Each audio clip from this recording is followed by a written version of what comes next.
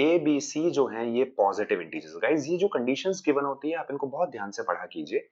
Such that a into b is equal to 432। क्योंकि ये positive integers हैं तो 432 को हमें टू फैक्टर में ब्रेक करना होगा, राइट। तो अब हम 432 को टू फैक्टर में कैसे कैसे ब्रेक कर सकते हैं?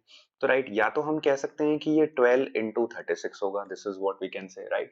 ये 16 इंटू 27 होगा, राइट। या फिर हम कह सकते हैं कि ये 24 इंटू 18 होगा, right. I am not saying कि ए की वैल्यू ये होगी या बी की वैल्यू, मैं बस बता रहा हूं कि ये टू फैक्टर्स हम बना सकते हैं 432 के केस में, राइट।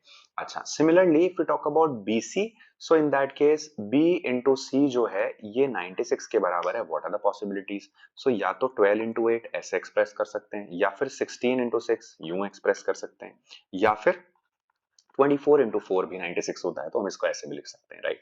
सो अब हमारा जॉब ये है, हमें ये देखना है कि हमें इस तरीके से एबीसी की वैल्यूज लेनी है कि a प्लस बी प्लस सी जो है ये सबसे मिनिमम पॉसिबल होना चाहिए meeting all the conditions, and c की वैल्यू लेस देन 9 है। तो आप फोकस करो c पे। आप c की वैल्यूज क्या ले सकते हो? तो आई थिंक जो मैंने अरेंज किया है वो इसी तरीके से किया है कि मेरी c की वैल्यूज 9 से कम आ रही हैं, राइट। तो मैं क्या करूंगा, एक एक केस पिक करूंगा यहां से, और अगर मैं c को 8 लेता हूं तो b हो जाता है 12, और अगर b 12 हो जाता है तो उस केस में a हो जाता है 36। तो हम तीनों केसेस के कॉरेस्पॉन्डिंग देखते हैं सम क्या आता है, और जिस केस से मिनिमम सम आएगा उसको आंसर मार्क कर देंगे, दैट्स इट, राइट। तो ये क्वेश्चंस आपको पेपर में अटेम्प्ट करने चाहिए, but not in the first round, right, क्योंकि थोड़ा सोचना पड़ता है, राइट। ओके, नाउ अब हम सबसे पहला केस उठाते हैं। तो हमने कहा c जो है भैया वो हमारा 8 है, इस केस में b जो है ये हमारा 12 है, और इस केस में a जो है ये हमारा 36 है।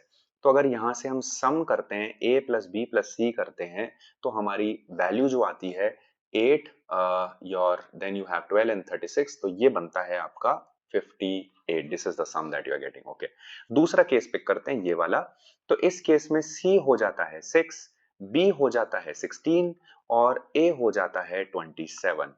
अगर इस केस में सम करते हैं तो ये सम आता है आपका 49, ओके।